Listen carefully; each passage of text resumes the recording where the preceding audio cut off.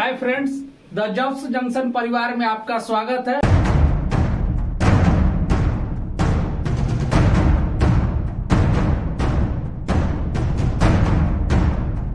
आज के टॉपिक को शुरू करेंगे। तो शुरू करने से पहले उम्मीद है आप लोग एकदम चकाचक होंगे। और हम लोग प्रायद्वीपीय पठार को पढ़ रहे थे, जिसमें हमने आपको बताया था प्रायद्वीपीय पठार का निर्माण कैसे हुआ, प्रायद्वीपीय पठार जो है भारत में कितने क्षेत्रों में विस्तृत है, वहां पे हमने आपको बताया था 16 लाख वर्ग किलोमीटर में। फिर हमने जो है आपको ढाल के बारे में बताया कि प्रायद्वीपीय पठार का जो है ढाल किस साइड है, किस दिशा का जो ढाल है वह किस दिशा में है ना। और उसमें हमने आपको बताया था कि जो ढाल है उस कारण से क्या प्रभाव पड़ता है, उस बारे में देखा। आज हम लोग प्रायद्वीपीय पठार के वर्गीकरण को देखेंगे कि प्रायद्वीपीय पठार को जो है हम लोग कितने भागों में बांटते हैं। अगर हम वर्गीकरण की बात करेंगे प्रायद्वीपीय पठार की, तो उसको मुख्यतः जो है केंद्रीय उच्च भूमि, पूर्वी पठार, उत्तर पूर्वी पठार और दक्कन के पठार, इन 4 भागों में जो है हम लोग बांटते हैं। और तो आइए इनको जो है हम लोग विस्तृत से देखेंगे। उसके बाद आगे भी और किन टाइप से जो है हम इनको बांटते हैं उसको हम लोग देखेंगे, पर्वत के आधार पे, पठार के आधार पे। तो आइए पहले हम लोग केंद्रीय उच्च भूमि को देखते हैं।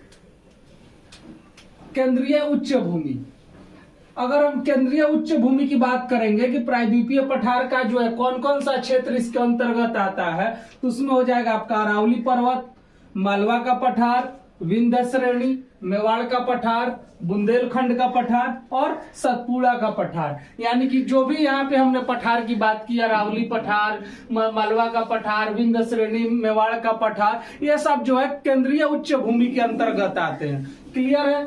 अगर हम दूसरा बात करते हैं पूर्वी पठार के बारे में कि पूर्वी पठार के अंतर्गत कौन कौन सा क्षेत्र आता है, तो आपका छोटा नागपुर का पठार हो गया, छत्तीसगढ़ का बेसिन हो गया या महानदी का बेसिन, छत्तीसगढ़ का बेसिन या महानदी का बेसिन, और फिर उसके बाद दंडकारण्य का पठार। तो कौन कौन आ जाएगा पूर्वी पठार के अंतर्गत? छोटा नागपुर का पठार, छत्तीसगढ़ या महानदी बेसिन, है ना। उसके बाद दंडकारण्य पठार। क्लियर है। उसके बाद तीसरा जो था हमारा वह है उत्तर पूर्वी पठार। उत्तर पूर्वी पठार के अंतर्गत जो है आएगा वो आया आपका मेघालय का पठार। यानी कि उत्तर पूर्वी के अंतर्गत कौन आएगा? मेघालय का पठार आएगा। चौथा जो था हमारा वह था दक्कन का पठार। दक्कन के पठार के अंतर्गत कौन कौन से आ जाएंगे? दक्कन ट्रैप, आंध्र का पठार, कर्नाटक का पठार। तो आइए हम लोग एक रफली मैप के अनुसार देख लेते हैं कि जो केंद्रीय उच्च भूमि है, पूर्वी पठार है, उत्तर पूर्वी पठार है और दक्कन का पठार है, वह कहाँ पे स्थित है ना। तो जैसे हमारे यहाँ इंडिया हो गया, है ना। तो यह जो ये वाला जो एरिया होता है भारत का, यह जो होता है आपका केंद्रीय उच्च भूमि। यह वाला एरिया कौन हो जाएगा? केंद्रीय उच्च भूमि वाला हो जाएगा। उसके बाद अगर हम दूसरा बात करते हैं पूर्वी पठार का, तो ये जो है ये आपको कौन सा हो जाएगा? पूर्वी पठार। देखने से ही पता है आपको कि यह जो है पश्चिमी घाट होता है और यह पूर्वी घाट होता है। तो पूर्वी पठार यहीं स्थित है ना। यहीं से जो है महानदी छत्तीसगढ़ का बेसिन यहीं पे स्थित है और पूर्वी पठार हो गया। क्लियर है। तीसरा जो था वह था हमारा उत्तर पूर्वी पठार। तो ये वाला जो एरिया है पश्चिम बंगाल के आसपास का एरिया जो इधर है वह हो जाएगा आपका उत्तर पूर्वी पठार। और चौथा जो था वह था हमारा दक्कन का पठार। यानी कि जो इधर कर्नाटक केरल वाला जो क्षेत्र है यह सब कौन हो जाएंगे? दक्कन के पठार के अंतर्गत आएंगे। क्लियर है।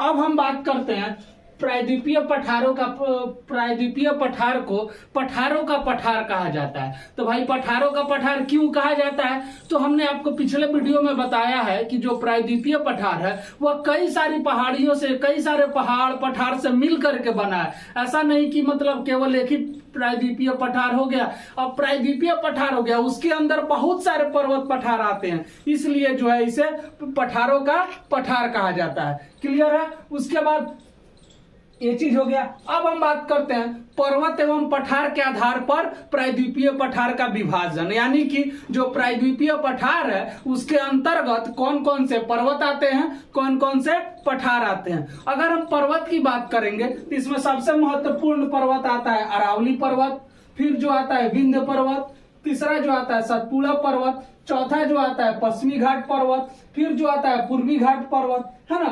तो ये सब जो है पर्वत आते हैं।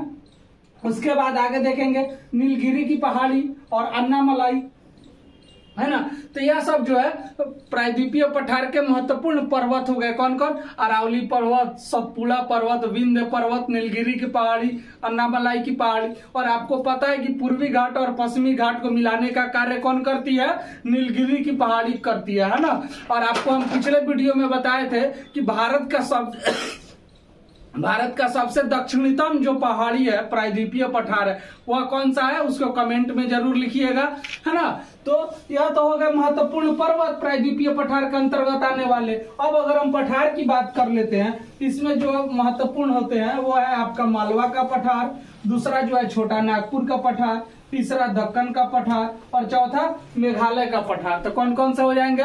मालवा का पठार, दक्कन का पठार, मेघालय का पठार और जो हो जाएगा चौथा छोटा नागपुर का पठार। क्लियर है? तो अब हम लोग अगले वीडियो में इसको देखेंगे एक एक करके अरावली पर्वत, विंध्य पर्वत, क्योंकि यह वीडियो काफी लंबा हो जाएगा।